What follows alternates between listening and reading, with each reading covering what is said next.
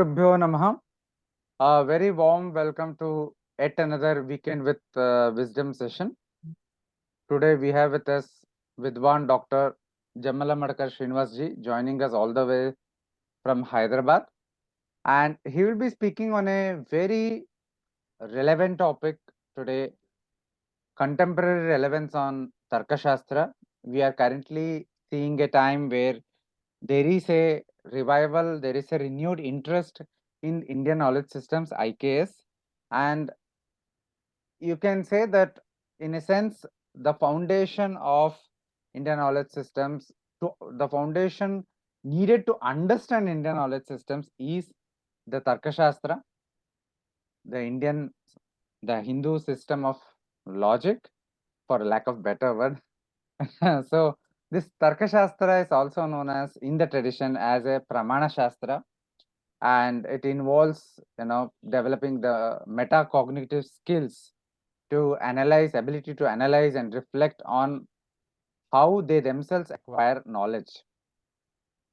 In if I'm not mistaken, in the Arthashastra, it is said that this Tarka Shastra is like a lamp that illuminates everything within its reach, showing the very great importance of Tarka Shastra to understand any field of knowledge. So the beauty and the great importance is that it is very necessary to begin any study of any Shastra, any branch of knowledge. So we are very thankful to Dr. Srinivas for making time for this session. Just a brief introduction. Dr. Jammalamadaka Srinivas is the scholar IKS courses in the Siddhanta Knowledge Foundation. He has studied Nyaya Shastra, that is Tarka Shastra, under in a traditional manner under Sri Ambadipudi Radhesham Shastri. He has also studied Advaita Vedanta under Sri Manidravid Shastrigal and Vyakarana under Sri Ganti Dattatreya Murti ji. He has completed his Tenali exams in the Tarka Shastra and has appeared in Tenali exams in the Advaita Vedanta. He has completed his MPhil and PhD in Nyaya Shastra. He was previously working as assistant professor at the School of Shastric Learning at Kavikulaguru Kalidasa Sanskrit University, Ramtek.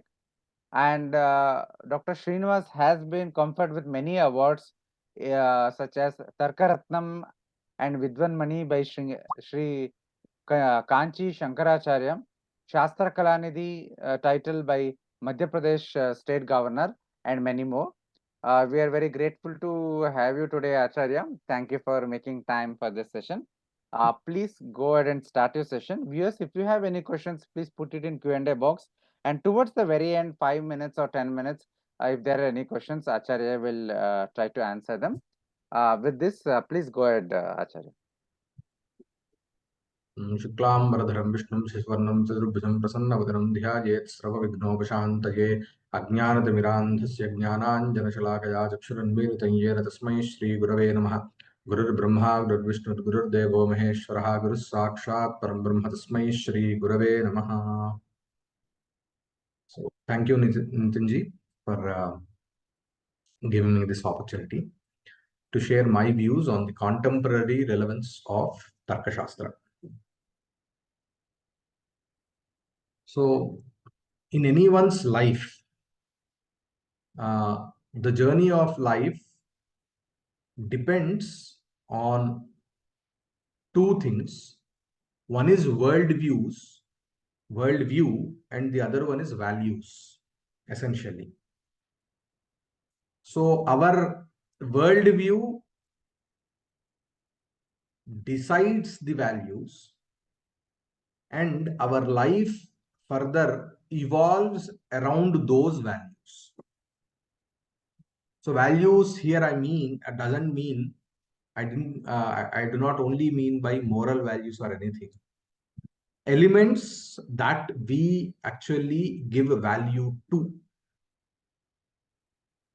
So if we actually see no subject or object in the cosmos inherently have any value, we give them value. Why is gold valuable than silver or iron? Is because we decided so.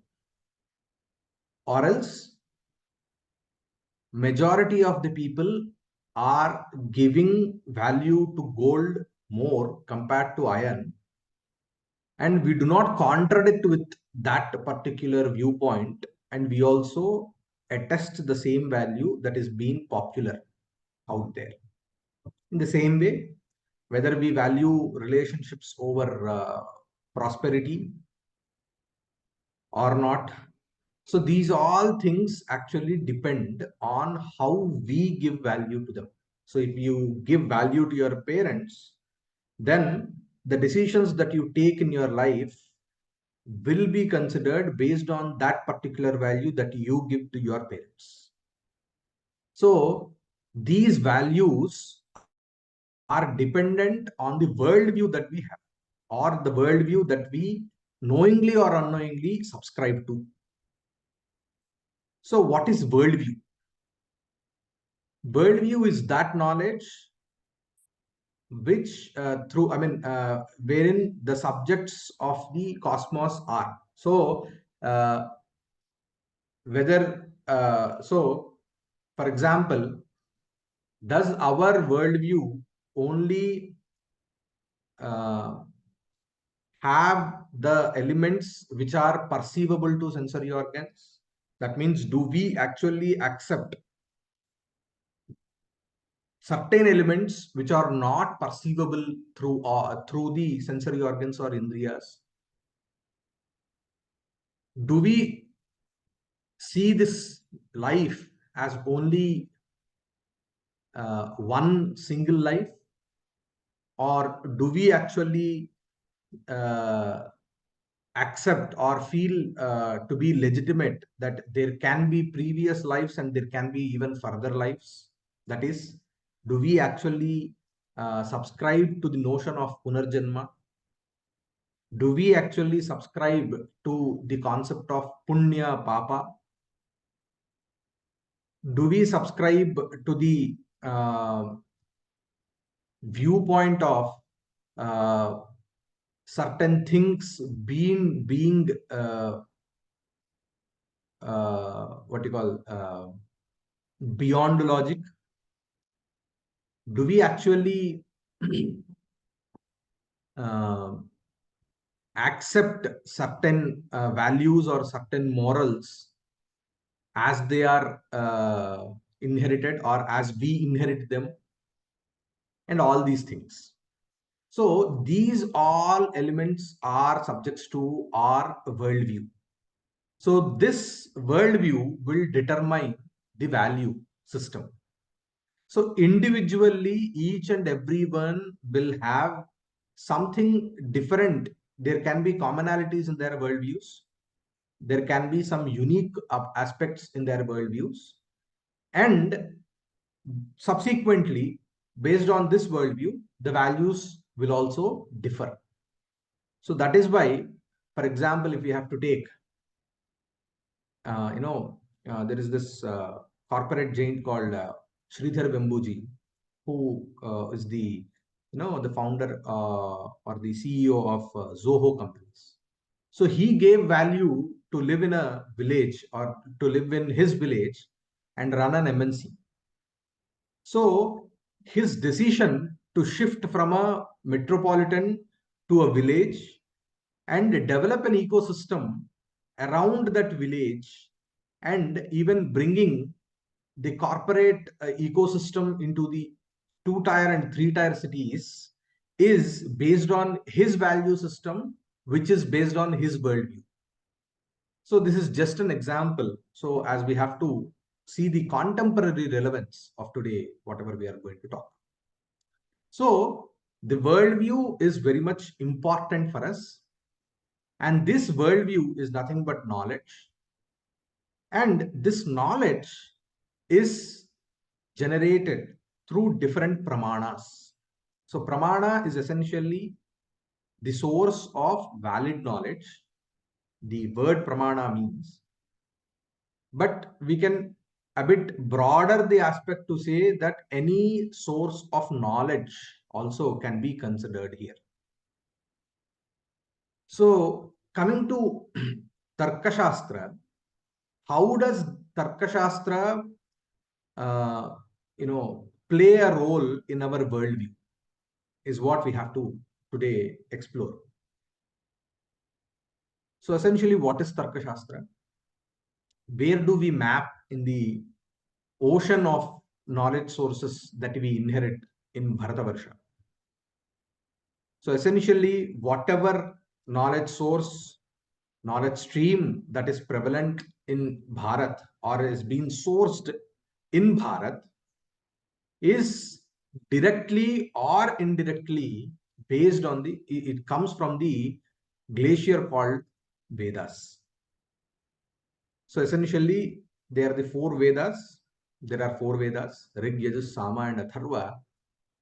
And I wish to bring to your kind notice that whatever the Vedas that are existing now or that are available for us are not the only source that is actually we call it as Vedas, but it is a very vast knowledge source over a period of time. A natural decline has happened, and many of those sources have been gone lost. And to substitute them, the other knowledge sources were developed. So we should not think that whatever today we are able to access the knowledge of Vedas is not limited to themselves, but it was more larger in quantity and quantity. And over a period of time, we lost them. And subsequently, the Smritis, Puranas, and Itihasas were developed or they have emerged. We should say they should not be developed by intention, but they emerged over a period of time to substitute the knowledge. So essentially, whatever comes, whatever has been, whatever was emerged over a period of time is nothing but the essence of the same knowledge that was perpetrated by Vedas previously, which was lost over a period of time.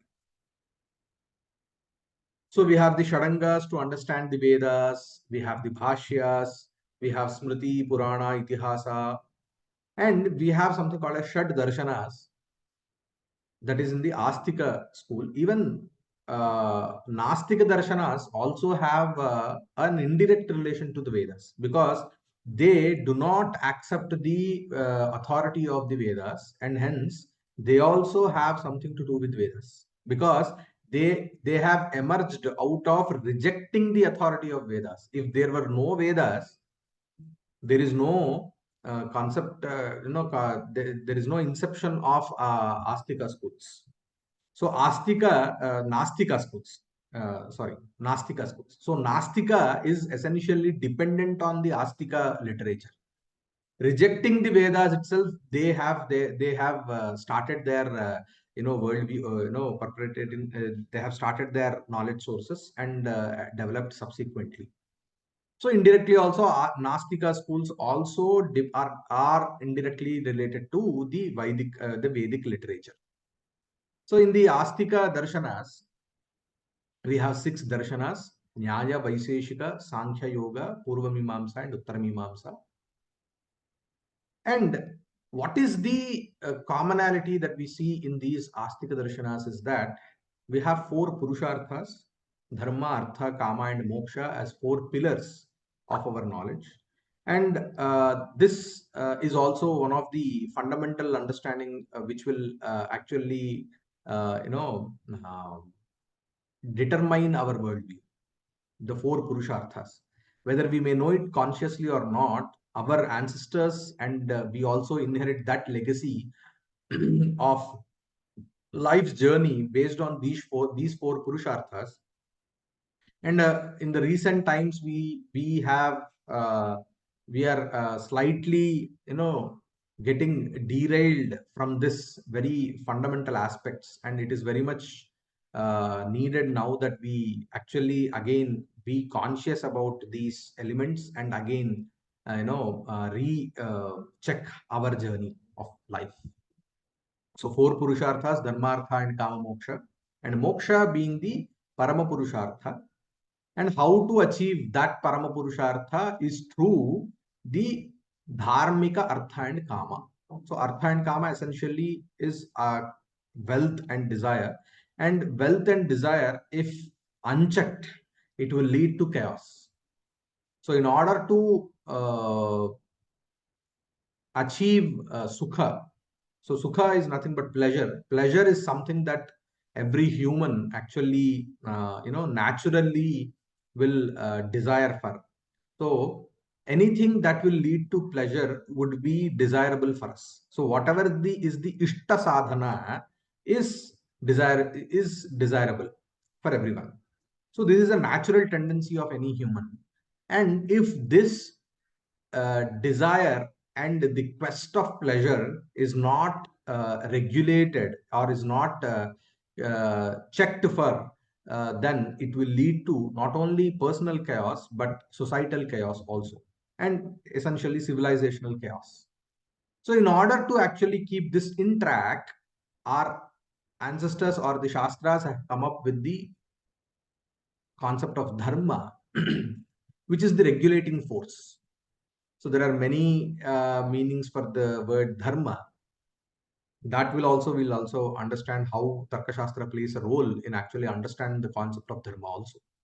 So this dharma, the regulating force, will regulate or will lay the guidelines or guidelines, we can say, of how to actually achieve our subjects of desire and attain pleasure, which will actually lead to the eternal pleasure called moksha. So dharmika artha and kama, or artha and kama bound by dharma, will actually lead to moksha. So this is the common aspect that is prevalent among the Astika darshanas. They may explicitly state this or not, but the whole idea of this artha and kama bound by dharma and leading towards moksha is the common aspect of all the six darshanas, because the ultimate achievable of any darshana is moksha. Though the definition and the path may differ in each and every darshana, but it is very much common. And all these Astika darshanas accept the authority of Vedas, Puranas, Smritis, Puranas, and Itihasas.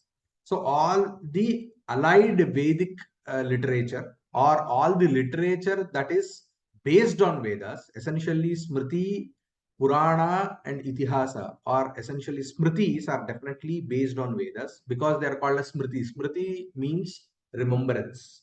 So in order to remember something, you need to experience it first. So based on which knowledge? That is based on a prior knowledge that smriti happens or remembrance happens. So what is that prior knowledge? The prior knowledge is nothing but the Vedic knowledge.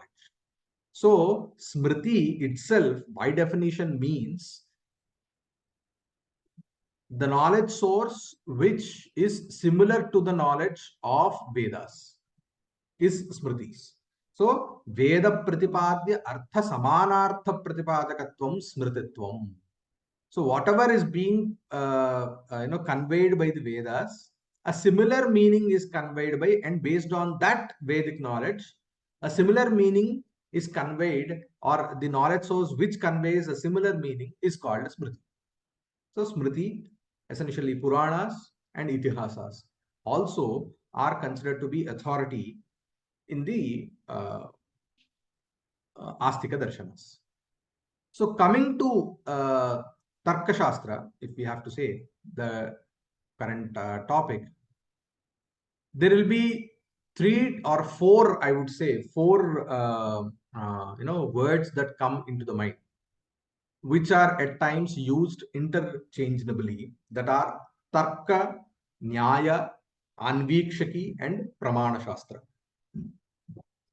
So we have the word Tarka Shastra being used in the sense of Nyaya Shastra. And in works like Arthashastra, and even in Amarakosha, we find that Tarka Vidya is called Anvikshiki.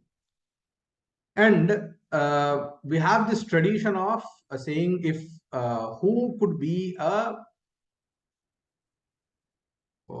when can one be called, or who is the greatest scholar among scholars, considered to be one of the superior scholars among scholars, is Pada Vakya Pramana Paravarinaha. These words are used. Pada Vakya Pramana Shastra Paravarinaha, if not. So we have essentially three important shastras that were considered in the Sampradaya: Padashastram, Vakyashastram, and Pramana Shastram. Padashastram is Vyakarana, Vakyashastram is Mimamsa, Purva Mimamsa, and Pramana Shastram is Tarka Shastra, that is Nyaya Shastra. So Nyaya Shastra plays a very foundational role in the Shastric, Sampradayas. So what is the word Tarka mean? So Tarka, there could be many meanings, that has Akanksha, Vitarka, and etc. But we find this very much, which is needed for today's topic, would be Vyabhichara Shanka Nivartakaha Tarkaha is one meaning. So that which will actually get rid of unnecessary, or the knowledge of fallacy. We can say reasoning is one. Vyabhichara Shanka Nivartakaha, or Uhaha. Uha is again, Uha is nothing but when we actually use reasoning or logic, we assume certain situations. This assuming of certain situations can be called as Uha. So this is one meaning of Tarka. And we have Nyaya. Nyaya is actually, the word Nyaya is seen in Vishnu Sahasranama. Agranihi Gramani Shriman Nyayo Neta Samiranaha. So actually the word Nyaya also means Vishnumurti. But here we take another etymological meaning of Nyaya, that is Niyante Prapyante Vivakshitarthaha Yena. So through which we actually understand the desirable subject is Nyaya. Through a logical manner, through reason and logic, we do understand the essence of each and every or many subjects, and this source which will lead to the essential knowledge is Nyaya. So essentially it means Yukti, that is logic. And we have this Anvikshiki. Anupaschat ikshate Shravanadanu iksha Paryalochanam Prayojanam asyaha iti Anvikshaki. So Shravanadanu. So the source or through which we validate the preliminary knowledge is Anvikshaki. So essentially, there will be different stages of knowledge. Different stages of knowledge. We have something very popular, this thing called as DIKW pyramid. That is data, information, knowledge, and wisdom. So our understanding is four-layered, is what the contemporary understanding is. So essentially it will start with the data, then it will transform towards information, then knowledge, and then wisdom. So there will be different stages of our understanding. So Anvikshaki is that source which will help us validate and delve deeper into our preliminary understanding. So that is Anvikshaki. Anu ikshate Anvikshaki. And another definition given by Chanakya in Arthashastra is Sankhyam Yogo Lokayataschet Yanvikshaki. So an amalgamation of Sankhya, Yoga, and Lokayata. Here, Sankhya doesn't confine to Sankhya Darshana itself, but Sankhya means Sankhya Darshana, and based on the etymological meaning of the word Sankhya, it also means Nyaya. Yoga means Yoga Darshana and Vaiseshika. Lokayata means the Charvaka Darshanas. So an amalgamation or a group of five darshanas, four Astika darshanas and one Nastika darshana is Anvikshaki, is what Acharya Chanakya tells in Arthashastra.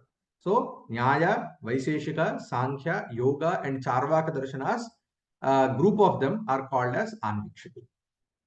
And Anvikshaki is also used in the sense of Tarka Vidya. That is what we see in Amarakosha. And we have this famous shloka in Arthashastra, which Nitinji has explained in English, is Pradipas Sarva Vidyanam Upayas Sarva Karmanam Ashrayas Sarva Dharmanam Shashwat Anvikshiki Mata. So the importance and significance of Anvikshiki is explained by Chanakya. So this is about the Anvikshaki or Tarka Vidya. So, how does actually Tarka Shastra play a role in shaping our understanding or our worldview? Is one, each and every darshana, most of the darshanas, I don't say that every darshana explicitly, but most of the darshanas, they come up with their own worldview in the beginning. So, if it is Nyaya Darshana says that there are 16 essential padarthas, or this cosmos can be classified into 16 padarthas. Vaiseshika Darshana says it is 6 or 7 padarthas. Sankhyas come up with Panchavimshati Tattvas. Yoga doesn't explicitly explain, nor even Purvamimamsa. And if we come to the Vedanta, it says it is only the Paramartha Tattva is nothing but only one Brahman, and nothing else is actually Paramarthika. That is, if we actually truthfully have to see, there is nothing but Brahman only in this. There is nothing even called as Jagat. There is only one thing which is called as Parabrahman. So these are very much different worldviews, and we may at times even feel that they are contradictory, but I think they are not contradictory, but they're complementary, because our pursuit to understand the eternal truth doesn't start abruptly. It is very much gradual. So it starts from the leading us from the known to the unknown. So if we actually see the sampradaya or the tradition in studying the shastras, we start with the Tarka Shastra as the foundational shastra. Why? Because Tarka Shastra or Nyaya Darshana and Vaiseshika Darshana, they deal with something which we can relate very much easily. So they start with the materialistic classification of this cosmos, saying that there are 7 padarthas or 16 padarthas. And then they start giving definitions and etc., which will help us lay a foundation to the understanding of what this actually the world is all about, and gradually lead to more subtler and more deeper and abstract concepts, which will pave way to actually understand the true nature of our one's own self, and the whole worldview changes gradually while we actually pursue each and every shastra and go further. But Tarka Shastra plays a very vital role in laying the foundation. So there are several methodologies that have been introduced in a very subtle manner. They are not introduced as if they'll be used everywhere. They'll not say that this methodology will be used everywhere. But after examining the other Shastra Granthas and deeper Granthas, we understand that there is a very common framework that each and every Shastra is following. And that framework, we find that the source or the intricacies and the nuances of that particular framework is essentially explored in Tarka Shastra itself. So one such methodology or framework would be the Uddeshya Lakshana Pariksha. So we have a threefold journey or three-phased journey to understand any topic. And for that, Nyaya Shastra comes up with a framework called Uddeshya Lakshana Pariksha. So the first thing would be Uddeshya, then would be the Lakshana, and the third one would be Pariksha. So Uddeshya is what? Uddeshya means Namana Padartha Sankirtanam Uddeshaha. So this is what the Nyaya Bhashya says. So essentially, first, in order to explore any topic, we need to first name it. We need to first know by its name. So Namana. So through name, Padartha Sankirtanam. So first you state what you are going to define and explore, validate. So first you state. So that is Uddesha. And then you define it, Lakshanam. You need to define. Everything is subject to definition in our life. What is good for you? It is what is good for you may not be good for me. What is pleasurable for you may not be pleasurable for me. So the definition of each and every aspect in life is different. Some may mean successful means earning a 6 digit or 7 digit salary, and for someone else it is something else. Staying with their parents could be successful, or being able to have a piece of land is successful for someone. So the definition of success is different. The definition of some may feel, job, what is the, what job are you doing? So for them, job is, they have some definition in their mind. Okay, job means going from 9 to 5. There is, you have to go to an office, do some work which you can do, and come back where you get a salary. If it is weekly salary, or a monthly salary, you will have dividends to it. You will have some increments and etc. So they will have all this in their mind, and then ask a job, what job are you doing? And when we answer something that does not fit in their framework, they say this is not a job. So their understanding of job is different from your understanding of a job. For someone, it can just be any source of income is job. Any work that will actually give you some income is job. So in this way, we see each and everything is subject to definition in our life. So the second phase is definition, that is lakshanam. And the third one is very much essential, and which we actually lack. We lack the skill, is validate, which is called as pariksha. So what is lakshanam? Lakshanam is uddishtasya tattva vyavachedakaha dharmaha lakshanam. So whatever has been first stated, defining it through the unique qualities of that particular thing is called as a lakshanam. And what is pariksha? Lakshitasya yatha lakshanam upapadyate naveti pramanaihi avadharanam pariksha. So what is pariksha? It is nothing but validating. You validate the particular definition that you have given through various means. Through the other means, you validate whether that definition is accurate or not, or whether that definition fulfills the objective of that particular definition. That is nothing but knowing the definitive or definendum. We actually say the lakshya. Whatever you are defining, you need to know, with clarity. That is the other purpose of definition. So there is a threefold method to actually inquire or to know or to express anything. So if we have to first know, or if we have to actually examine what actually is my worldview, you need to know, you need to first state what you actually want to know, like job or anything. Then you try to define it. Then you will get clarity about what your actually notion about that particular thing is, and then you validate it, whether this is right or wrong, whether this is contradicting with others' definition or not. So this is one way of doing. So this definition making, defining things is not an easy task. And very interestingly, this art of definition, how to make a definition, this methodology is not explored in any other shastras other than the Tarka Shastra. So Tarka Shastra has this unique subject of making, definition making. So in order to make a definition, we need to understand there are two entities. One is the definendium and the second one is definition.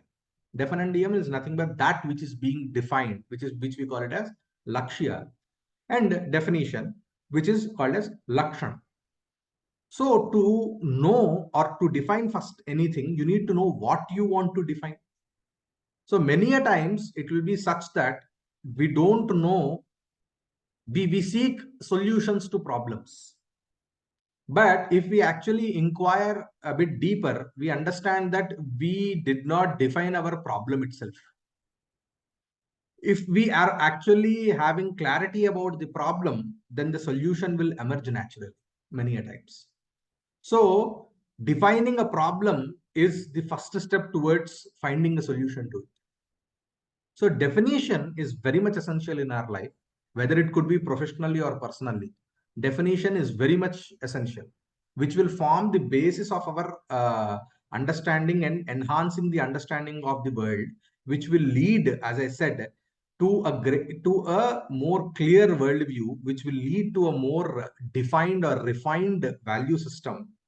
And that value system will give you peace with whatever you are doing. And that will even give you clarity about what you have to do, what you want to do. The difference between what you have to do and what you want to do. You may want to do several things, but if you can actually understand the worldview, get clarity about your worldview and your value system, you will understand what you have to do. And when you start doing what you have to do, then life will be more peaceful. So coming to definition. So there is another this thing in the Shastras, Manadhina. Why definition is essential? Manadhina Meya Siddhi Meya Siddhischa Lakshana. So Pramanadhina. So the knowledge of any subject in the cosmos is dependent on the pramanas or the source of knowledge. So that is the indriyas, the sensory organs that we have, the inference through inference, or there are or verbal testimony. You know it by reading books, by listening to someone. So through various pramanas do we actually know about prameya, that is anything that we know, okay, the world. And meya siddhishta lakshana, the clarity of or the essence or the precise knowledge, precision, the precision in the knowledge is possible through lakshana. You may know things vaguely, but until you know them through their definition, the clarity doesn't emerge. So lakshanam plays a very important role in actually comprehending the world with clarity. And there is another saying also that lakshanagno nikrishtastu lakshyavedi cha madhyamaha ubhayam yo vijanati saha uttamaha iti smritaha. So in the Tarka Shastra, or sorry, in the Arthashastra, Acharya Chanakya actually explains what is the purpose of studying Anvikshiki is prajna vakya kriya vaisharadyamcha karoti, he says.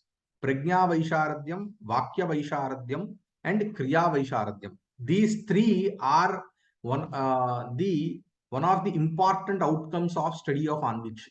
What is prajna vaisharadyam? Is having a superior understanding is prajna vaisharadyam. Prajna is nothing but knowledge. So this knowledge is twofold, two types: Sakhandopadhika prajna and Akhandopadhika prajna.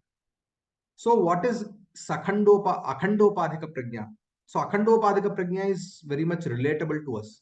There are many things that we actually experience, such as pleasure, pain, desire. So we experience many things, but we will not be able to express them, or we will not be able to define them without the help of the Shastras.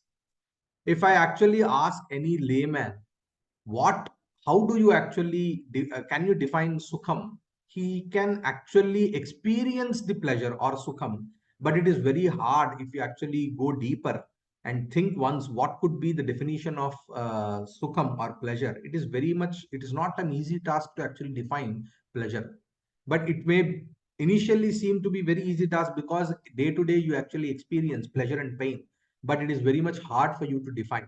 So this knowledge, which is predominantly experiential and not expressible, that knowledge is called as Akhandopadhika Prajna. And Sakhandopadhika Prajna is that knowledge through which you can define things. And not that everything is experiential in our life. We do define things. As I said, why do you want to, what is a job to you? You say you can give a definition to a job according to your understanding. Whether that could be right or wrong, it's a different thing. But many things we can actually define. What is good, what is bad. We have a common understanding of many things, which is nothing but defining them. So the ability of defining things is due to the Sakhandopadhika Prajna. So here it says that the previous shloka which I cited, that is Lakshanagnaha Nikrishtaha. So a person, so there are three kinds of people that can be classified: Lakshanajnaha, Lakshyajnaha, Ubhayajnaha. So Lakshanajnaha is a person who has a lot of ability to define things, but a lesser ability to experience those things which he can define. So we find normally that there will be teachers who will be teaching us morals, or there could be a moral science teacher who teaches morals to you. But if you actually go and see in his or her personal life, he may not be actually following those morals. That means the knowledge is of morals is confined to book. So bookish knowledge, which we call. So many times we see people, we come across people who actually are very good at actually uh, explaining, quoting from here, there, and all that stuff. But if you go and see in their life, we do not see that wisdom which is being explained by him, or which you actually experience at his lecture, do not reflect in his personal life. So this is essentially what is meant by Lakshanajna. That means who has predominantly Sakhandopadhika Prajna and a lesser amount of Akhandopadhika Prajna. Lakshyajna is that person who has lot of Akhandopadhika Prajna and a lesser amount of Sakhandopadhika Prajna. So these people are also a bit rare. So we see many people who actually experience, which we call it as beyond the sensory perception and logic, such as samadhi avastha and etc., which we actually only see their descriptions and their definitions in Yoga Shastra and elsewhere in the Hatha Yoga granthas. But we do not experience them in our day-to-day life, or it is very many people do not experience in their whole lifetime at all.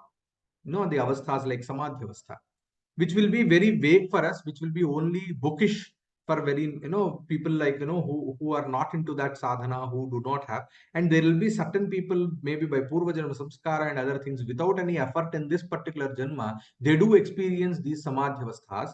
And lack of the training in the shastras, they'll not be actually able to know that this is samadhi, or they may know, but they'll not be able to explain to you how they actually feel, because they're only able to experience them, and they don't have the tools and methodologies to actually express them in the way they have to be expressed to the comprehension of the commoner. So this is called as Lakshyajna, who has predominantly Akhandopadhika Prajna and subsequently very lesser amount of Sakhandopadhika Prajna. And that person is considered to be superior, who has both the prajnas, that is the Sakhandopadhika Prajna and Akhandopadhika Prajna. That is, he's called as Ubhayajna. So this Anvikshiki, the study of Anvikshiki, will actually, according to Acharya Chanakya, is that will essentially make the person initially Lakshanajna. But the main objective of Anvikshaki is not confining the learner to Lakshanajna state itself. So Lakshanajna is the preliminary state, which is called as Adhama Sthiti. But through this Lakshana Jna stage, after knowing things, or are able to comprehend certain elements which are beyond our sensory perception and logic, through these means, through the sensory perception and through logic and reasoning, being able to experience the elements of Akhandopadhika Prajna and attaining the stage of Ubhayajna. So the journey would start from a Lakshanajna stage, will lead through the Lakshyajna and Ubhayajna, is the main essence and objective of Anvikshaki, is what Acharya Chanakya means by saying Prajna Vaisharadyam Karu. So what does this Prajna Vaisharadyam lead to? So essentially, as I said previously also, our worldview depends, our journey of our life depends on our worldview, because knowledge is very much the substratum of every action. So whatever decision we take, or whatever we actually do, anything, any action, anything that we do, it is based on knowledge. As I said, desire is also so whatever, if we have to do anything, if we even have to eat every day, you need to have that desire to eat. That is why hunger at times is called as bubhuksha in Sanskritam. Bubhuksha is actually not hunger. Bubhuksha means that a desire to eat. Bhoktum ichha bubhuksha. So where does this desire come from? Can you form desire, or do you desire things that you don't know about? We didn't know. If you don't know anything, if you, for suppose, if you don't know that there is a metal called gold which is precious, or diamond, a gem which is called as diamond which is precious, you cannot desire that particular thing. So desire, so essentially action is dependent on desire, and desire is dependent on knowledge. So this knowledge is what we are now known as prajna. And this prajna is two types, sakhandopadika prajna and akhandopadika. Once if you actually have the prajna vaisharadhyam, the expertise in prajna, that will lead to what? Vakya vaisharadhyam. So that will lead to vakya. Vakya vaisharadhyam is nothing but clarity in expression. When can actually you explain or express things is when you actually know them. So Artham Buddha Shabdarachana is what the Shastra says. In order to explain any topic or anything to anyone, express, communicate, you need to know that essentially. Without knowing that particular topic, you cannot explain it. So this knowledge, this Prajna Vaisharadhyam will lead to Vakya Vaisharadhyam. So the more clear is your thought, the more clear would be your expression. What will this clarity in expression would lead to is Kriya Vaisharadhyam. So it will lead to an unambiguous state of action.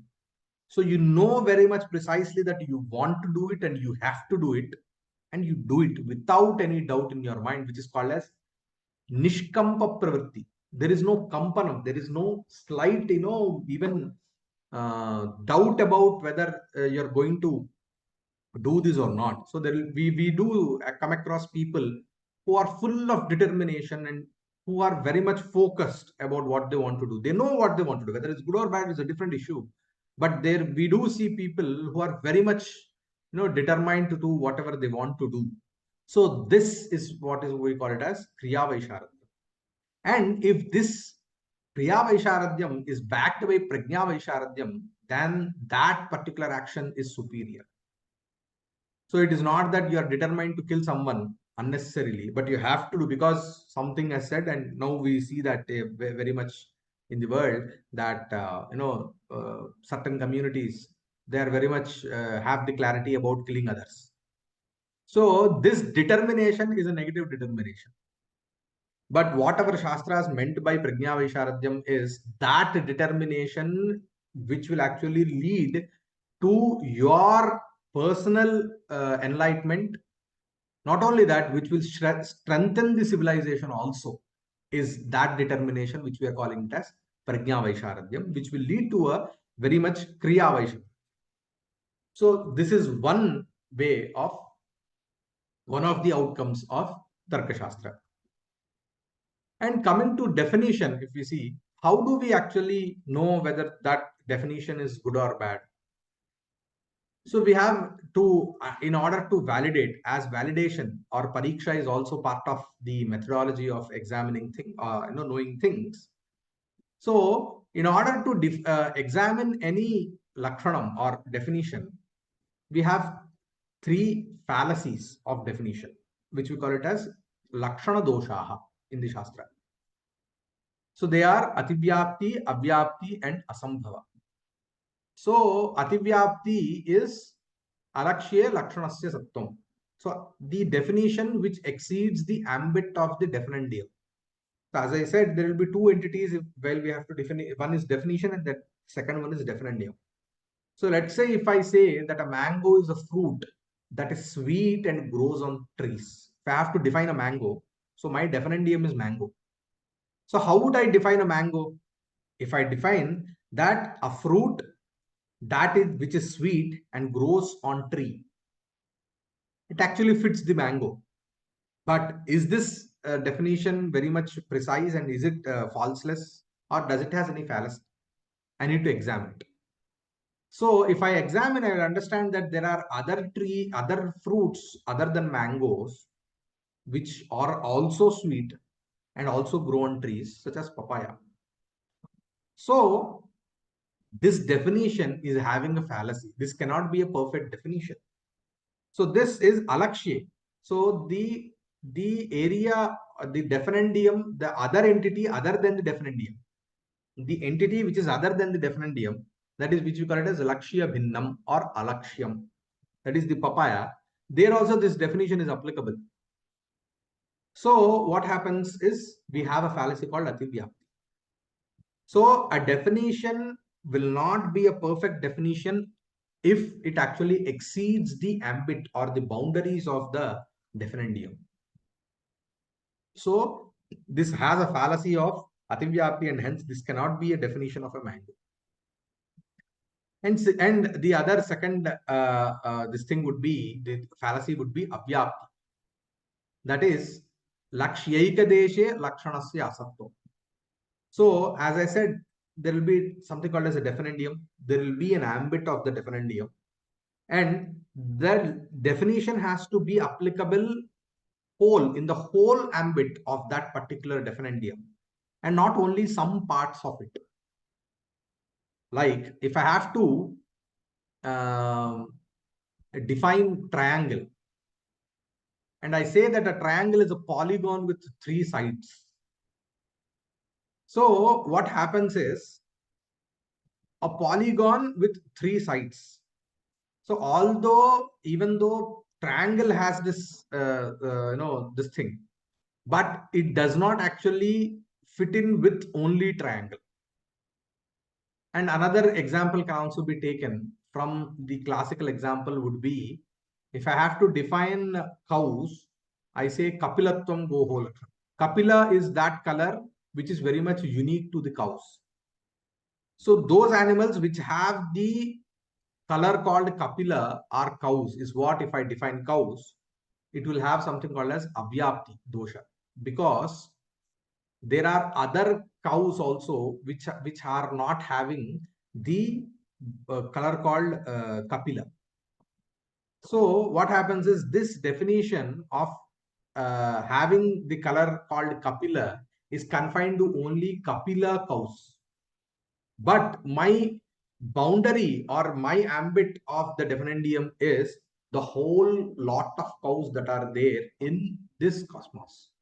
So this lakshana or the definition is not being applicable in all the other cows, and hence it is having a fallacy called avyapti. And then we have the third lakshana, which is called as asambhava, which is lakshyamatre putrapi lakshana sattva. The definition is not applicable even in one entity of the definendium. Then that this thing is called as asambhava. If I say, if I have to define if I say that a square is a geometrical shape with 4 equal sides and a circular boundary, that itself is impossible. It can have 4 equal sides, but it cannot have circular boundary. A square cannot have a circular boundary. So hence this lakshana cannot be is not applicable in even one entity of the definendium, or even any entity of square. So this lakshana, this definition cannot happen. So that is why this is not a perfect definition. So therefore, what could be a perfect definition for a square is a polygon with 4 equal sides and 4 right angles. So this could be a perfect definition for a square. This is not having any of the aforementioned 3 fallacies in it. So if we have to actually see a bit more contemporary application of this concept called a definition, in the IPC, in the Indian Penal Code, now it has been changed, but I'm referring to the older penal code, where we had two sections called as Section 299 and Section 300. Section 299 is culpable homicide and section 300 is murder.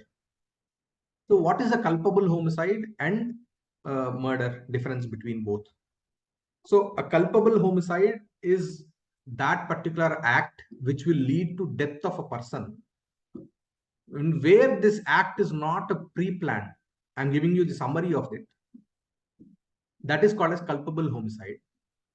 And what is a murder is an act of which will lead to death of a person, which is pre-planned, which is intentional. So you first have an intention, you plan to kill someone, you plan to kill someone and you kill, then that is called as murder.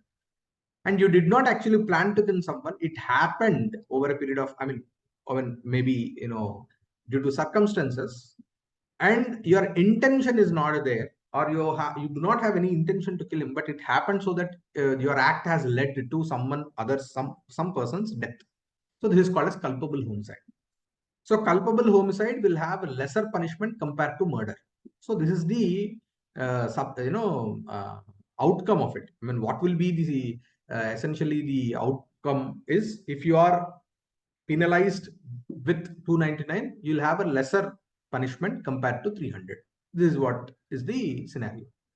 But if you go and see the verbatim of the section, they are similar. A culpable homicide is whoever causes death by doing an act with the intention of causing death, is what we see. And murder, also we see the similar verbatim. An act by which the death is caused is done with the intention of causing death. So if we actually validate this based on that verbatim, both are similar, because both the sections state that an act which is leading to a person's death with intention is what is there common in both the sections. And that is why in order to differentiate culpable homicide from murder, they refer many judgments. So that is why, as this definition of culpable homicide and murder is not perfect, the law fraternity had to take lots of pain in actually defining and deciding what actually is culpable homicide and murder. And they actually refer to certain judgments and state, and at the end they come to this conclusion that an act which is not intentional is culpable homicide. An act of death, or which is leading towards death with intention, is murder. This we do not find in the definition or in the section itself. If we were to be authoring, or we were to be drafting these sections, and if we were trained in Nyaya Shastra, if we know the fallacies and whatever are the problems that may arise by defining, we could come up with a better version which will have lesser fallacies and more clarity, so that the execution of those laws would be much more easier.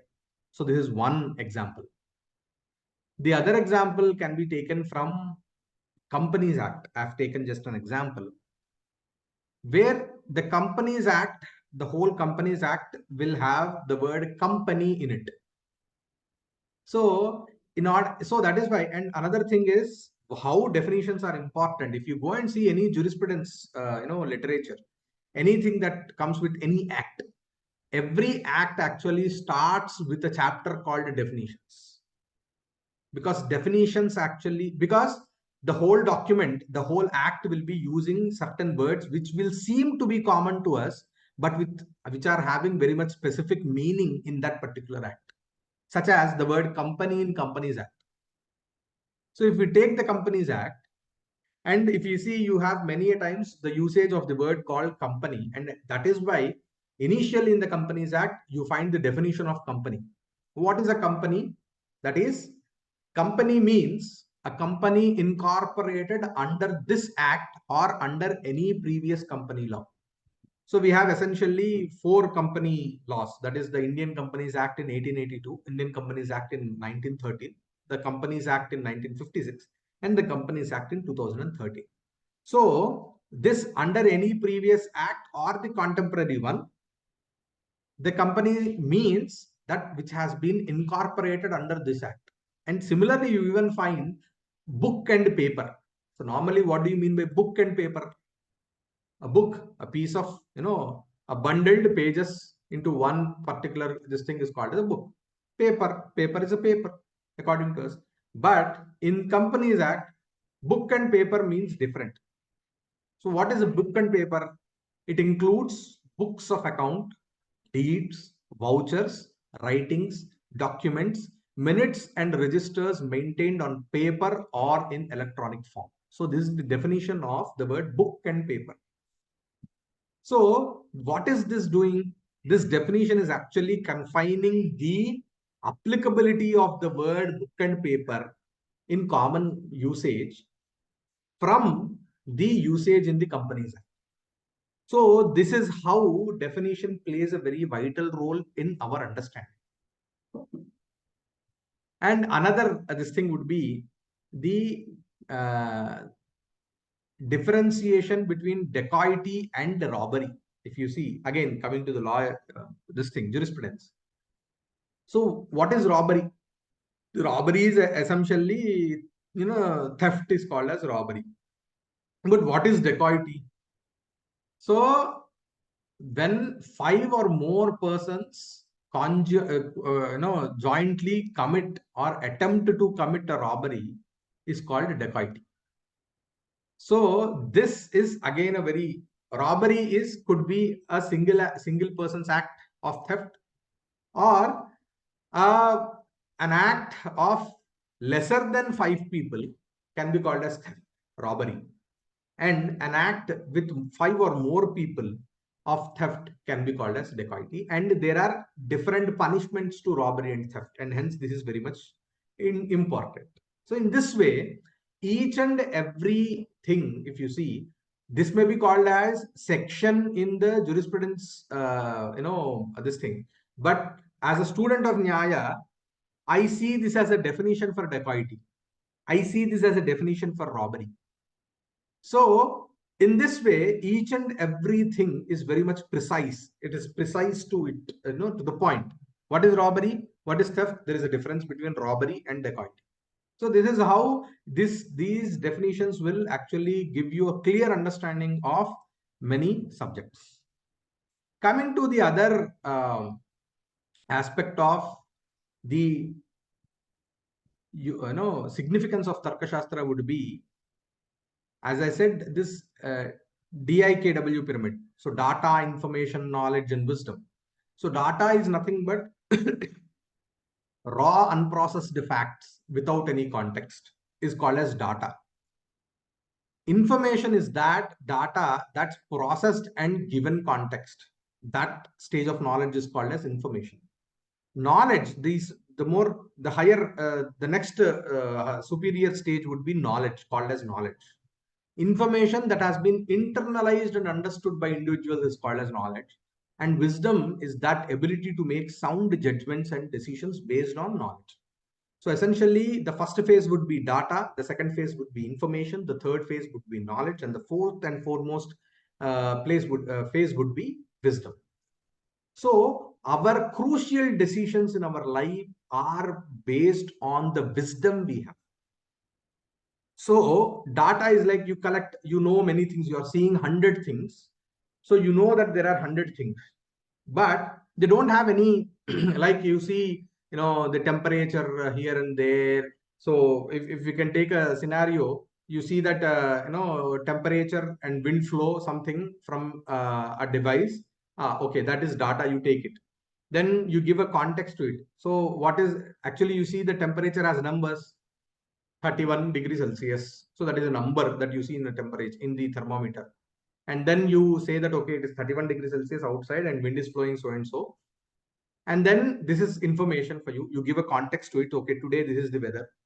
And thirdly, you actually, then you process furthermore. Okay, so if this is the weather, this can be the outcome of it. So you try to use your logic and reasoning and then come out with an inference. Okay, it could rain tomorrow. And then you take a decision, okay, if I'm going out, I have to wear a raincoat or I have to take an umbrella. So this is a very day-to-day life example. Similar way, if we have to actually take what should be my journey, life's journey, what stream should I choose, uh, after 10th or after 12th, what is that knowledge source or stream that I should actually choose? If your information and knowledge is confined to materialistic pursuits, that is, you want to earn more, you want a seven number salary and etc., or you want to earn this much of, I have to have a villa, I have to have so and so car and etc. by this age, so this I should be somewhere like this. And then whole your understanding would be what you call so that is why recently there was one comment made by Sridhar Vembuji that earning in share market is not a great achievement because it doesn't give you any life skills. So what is your understanding? Do you want to make money? If you have to make money, you can do option trading. That will also give you money. Yeah, there is a what you call a probability that you may lose also money similarly. But yeah, you can actually earn money. If your understanding and if your worldview is that earning money itself is the the whole goal about life, then you will do anything based on that understanding and worldview. You take the decision of doing option trading. You may lose money, you may earn money. That's a different issue. But yes, your decision is based on that worldview and that wisdom of yours. So in the similar way, if you are learned in, if you are introduced to Shastras, and if you are introduced to, or if you are at least unknowingly also following the culture that you have inherited, that is the Bharatiya culture, you do inherit certain value systems, values that, Matradevo Bhava, Pitrudevo Bhava, Acharya Devo Bhava, Atiti Devo Bhava, and all these stuff. This can not be, it is not essential that you have to go through this textual knowledge, but you inherit them. You see that the elders are being venerated. You do also do that. You are celebrating all the other festivals, like we concluded yesterday, the Navaratris. You do it unknowingly or unknowingly, but after learning more, you understand that okay, it has a significance to it, and you give value to it. So if you give value to Navaratris, what do? You take a decision that you keep all the other work outside and you confine your all activities around the Devi Archana and Sadhana. So that will give you pleasure because you're giving value to Navaratri, and your worldview, in your worldview, you're having a value to Devi Upasana. So all this thing is based on the knowledge. And similarly, there is another methodology which is called as Shravana, Manana, and Nididhyasana. And Tarka Shastra plays a very crucial role even in this pursuit.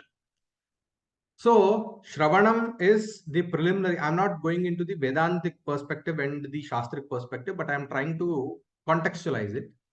So, Shravanam is preliminary knowledge. Mananam is the phase of processing that preliminary knowledge. And Nididhyasanam is meditating upon that knowledge, certain knowledge. So Shravanam, you take in much of information, you listen to this, you listen to many things. So you form a preliminary knowledge. Some say that there are Vedas, some say there are no Vedas, some say there is God, some say there is no God. You take everything as your preliminary knowledge. And afterwards, you start using logic and critical thinking and saying that, okay, do you actually subscribe to the authority of Vedas? Okay, so if you have subscribed, then okay, Vedas are saying so and so, so and so. Okay, so then based on that, you try to then critically analyze whatever your preliminary knowledge is. This state is called as Mananam. And that is what even the Shastras say, that Mananam Nama Hetubhihi Anumanam. So you try to understand, you try to critically question, think, and then come to a conclusion. So in this Mananam stage, Tarka Shastra is very much essential, because Tarka Shastra teaches us how to and what are the types of logic and what is the definition of logic, where does this is being used, and where can we actually use it in our day-to-day life. And then once you actually come to a conclusion and get rid of all the other doubts, then comes the stage of Nididhyasana, which is meditating upon it. So why this meditation is essential is because you need to internalize that knowledge and bring it to the level of experience, and that is when you become the Ubhayajna. So here also you see the underlying framework of the what you call the Lakshanajna, Lakshajna, and Ubhayajna, this thing. So there is one another aspect of it. And another outcome that even Acharya Chanakya says that Vyasane Abhyudaye cha buddhim avastha. So prosperity and adversity both have side effects. Some may think that success may not have side effects. Definitely, success will have side effects, because once you are successful, you are expected to be successful every time. So there will be pressure and stress, and there will be unrealistic expectations upon you, based on which again you may have some relationship strains. There will be ethical dilemmas, but because you have succeeded once, maybe in order to again maintain the same success rate or anything, you may have to derail from the ethical path that you have chosen. So you may have ethical dilemmas, and this success may even lead to materialism, that is totally thinking about life to be materialistic. And you may even what you call develop something called as what you call superiority complex, and then there will be this fear of failure is one another effect of it. So all these things, and you may as you are successful, you may think that you are so great, and you start becoming isolated by yourself, not by others but yourself, and this will lead to social isolation. So these are all some of the side effects of prosperity. How does Anvikshiki actually then it is said that Anvikshiki helps you dealing with these side effects of prosperity, because you are logical, your foundation is logic.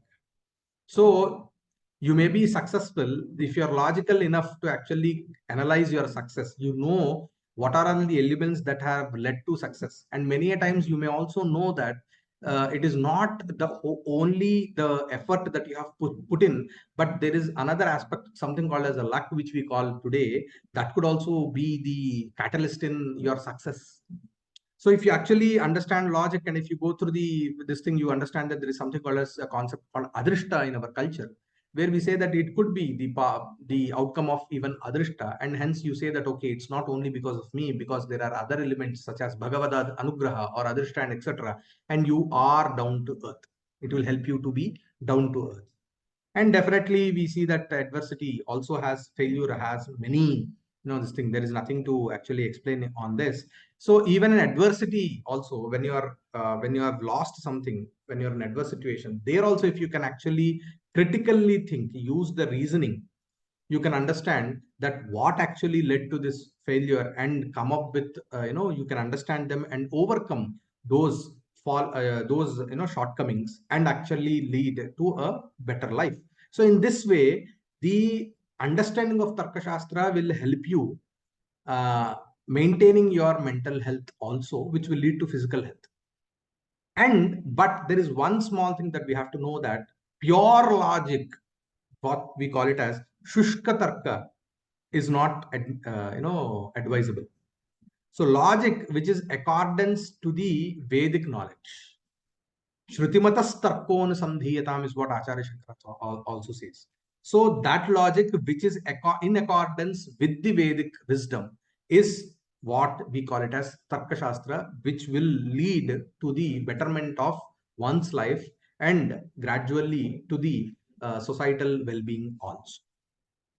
So yadatra saushthavam kinchit tad guroreva me nahi, yadatra saushthavam kinchit tan mamayva name guru. If there are any shortcomings in my lecture, those belong to me, and if there is anything value that you wish to give to this lecture, that belongs to my gurus and not myself. Thank you very much. Thank you, Srinivas ji, for such a very wonderful and very easily understandable lecture on a very difficult topic, I would say. If one were to actually enter into the Tarka Shastra, then uh, it is all very fascinating, but also very like deep, like an ocean. So thank you for a very simplified introduction to our audience. I want to ask a question. It appears to me, in my limited understanding, that when we speak of Tarka Shastra or Nyaya Darshana in our system, the scope of knowledge or scope of its focus is much wider than the Western system of knowledge. So, can you highlight on this aspect how Tarka Shastra is different from or from the Western logic? Yeah. So essentially, as I said, Shrutimatas Tarka, our Tarka is in accordance with the Vedic wisdom. So we do not confine ourselves to uh, pure logic. So we do accept certain fundamentals which seem to be beyond logic, but are actually logical, such as the concept called punya, papa, and etc. So they seem to be very much what you call illogical, but based on logic itself, the emergence of these concepts are there. One is that the Shruti says that okay, there is this what you call the concept of Adrishta is being dealt in the Upanishads and the Vedas, but we have a fundamental logic that there cannot be an effect without a cause. Akasmat nakinchit bhavati. So this is the fundamental logic of our understanding. And if we are not able to perceive that particular cause, but are experiencing the effect, then we attest that this effect cannot happen without a cause because of this fundamental logic. And that cause is something called as adrishta, which because by the name itself, it is adrishta, which we are not being able to perceive, but which is inferable. So this is a pure logical way of actually uh, coming up with answers to very critical questions in our life. Where in Western perspective, maybe because of this, because we have this strength of Vedic wisdom. So that is why our even Siddhantas do not change from time to time so easily. I think the Western logic system is mostly the formal logic, focuses on formal logic, whereas in all Indian knowledge systems, they focus on a phala in the form of the external world, Vyavaharika phala. So that is also one difference. Another question I was thinking, and I think you're the best person to answer, is since you have been working on Indian knowledge systems and creating courses and other things.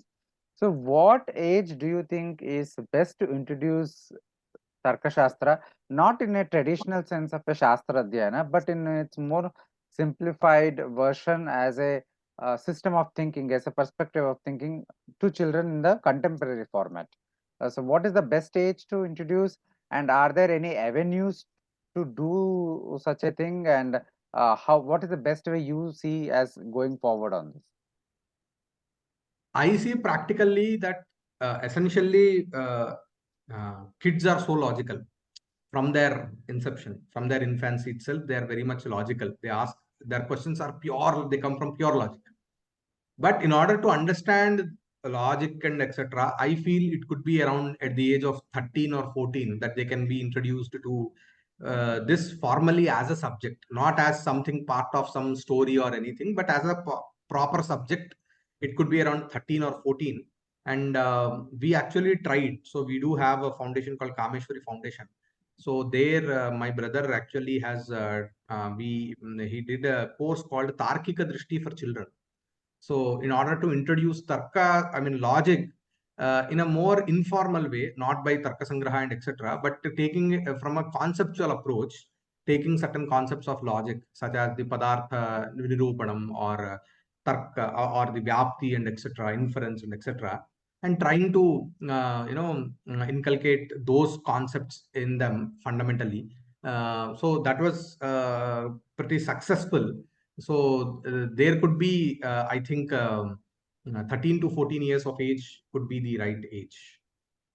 Wonderful. That course, is it still a running course that you're reiterating again and again, or We do have a recorded version of that course available in our website. okay. So that could be done through LMS. I mean, we are not doing live sessions for that as of time is not permitting for us to do many activities. So we are indulged in many this thing. That's it. Yeah. But yeah, there is a recorded session, I mean, course available in the website. Do you? And yeah, Yeah, please go ahead. Yeah. I think someone were asking about your Yes. books. Yeah. So the next question was, any books you recommend on further reading on this Tarka Shastra, introductory kind of. One thing would be of Tarka Sangraha of V.N. Jhaji, which has been published by Chinmaya International. That is one book called Tarka Shastra itself. And the other one would be the Nyaya Theory of Knowledge by Satish Chandra Chatterjee is one book. But it is old English and full of information. It will be a bit hard to comprehend. But yeah, as of available authentic content, maybe these two books are Okay, wonderful. Is the book by V.N. Jaji published already? yeah, it's very much available on the archive also. It's available. Okay, Um, okay. that is Uh, yeah. okay, wonderful. Just I wanted to add a follow-up question to my earlier question. Uh, do you see any efforts currently going about introducing, the Tarka Shastra in the curriculum on the schools and all? Is there some effort from the government or some other people? And is it possible to introduce as a separate subject, or could it be integrated into all the subjects? Because Nyaya is the basis for all subjects, so could it be integrated into in certain some way? So actually, in the foundation which I am now working, which is Siddhanta Knowledge Foundation. So one of our the main focus is on course development. So my elder brother Suryanarayana has developed a course called Indic Reasoning and Debating. So that is keeping in mind all the non-Sanskrit students in mind that he has developed. So this can be from the UG level.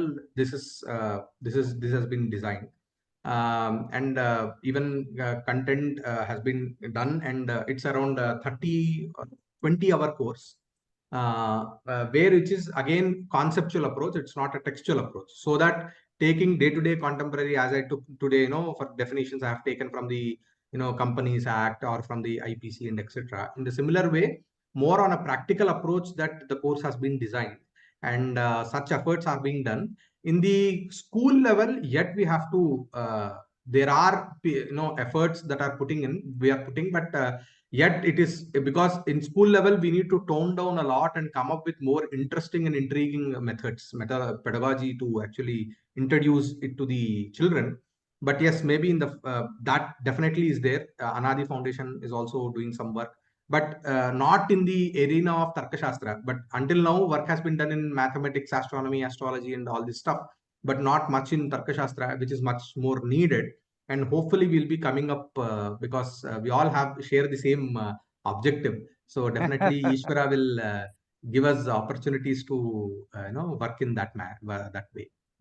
Thank you very much, Dr. Srinivas, for a very wonderful session, for a very interesting session. I'm sure all our viewers have greatly benefited, and this will pay the way for opening many, many more doors. And we look forward to see how this whole study of Tarka Shastra in a modern format goes. With this, we are again thankful for you for making time for this session. Thank Viewers, don't forget to follow us on Facebook and Twitter for updates about our upcoming sessions. And with this, we conclude today's session of Weekend with Wisdom. Thank you very much. Shri Guru you. Pyo Namaha.